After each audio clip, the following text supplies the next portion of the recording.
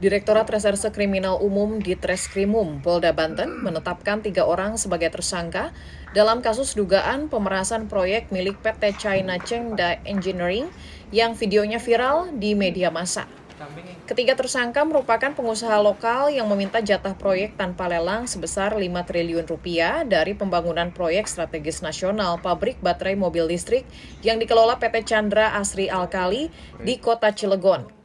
Ketiga tersangka yakni Ketua Kamar Dagang dan Industri Kadin Kota Cilegon berinisial MS, Wakil Ketua Kadin Bidang Perindustrian IA, dan Ketua Himpunan Nelayan Seluruh Indonesia HNSI Kota Cilegon RJ. Dalam kasus ini, IA yang merupakan tersangka utama berperan menggebrak meja dan meminta jatah proyek 5 triliun rupiah tanpa lelang. Tersangka RZ berperan mengancam menghentikan proyek jika tidak dilibatkan dalam proyek PT Chengda. Sedangkan tersangka MS berperan mengajak dan mengerahkan orang untuk melakukan aksi di PT Chengda. Melalui keterangan video kepada Antara pada Sabtu 17 Mei, Direktur Kriminal Umum Polda Banten Kombes Pol Dian Setiawan mengatakan penetapan tersangka dilakukan setelah pihaknya meminta keterangan dari sejumlah saksi, termasuk para tersangka pada Jumat malam.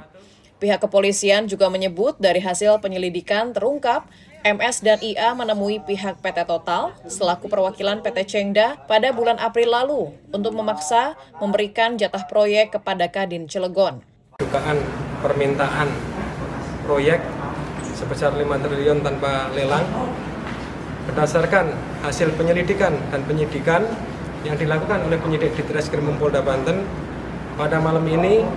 Kita telah melaksanakan gelar perkara dan menetapkan 3 orang sebagai tersangka.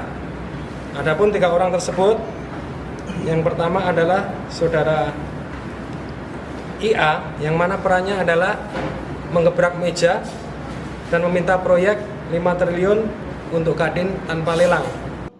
Pihak kepolisian menyebut proses hukum terhadap para tersangka dilakukan untuk memberikan efek jera terhadap oknum-oknum yang kerap melakukan aksi premanisme mengganggu keamanan perusahaan dan iklim investasi di daerah. Adapun pada kasus ini, tersangka IA dan MS diduga melanggar pasal 160 KUHP tentang penghasutan dan pasal 368 KUHP tentang pemerasan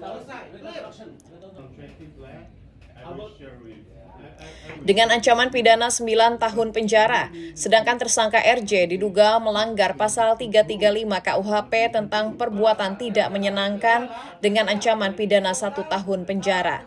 Dari Kota Serang, Banten, Susmiatun Hayati, Kantor Berita Antara, mewartakan.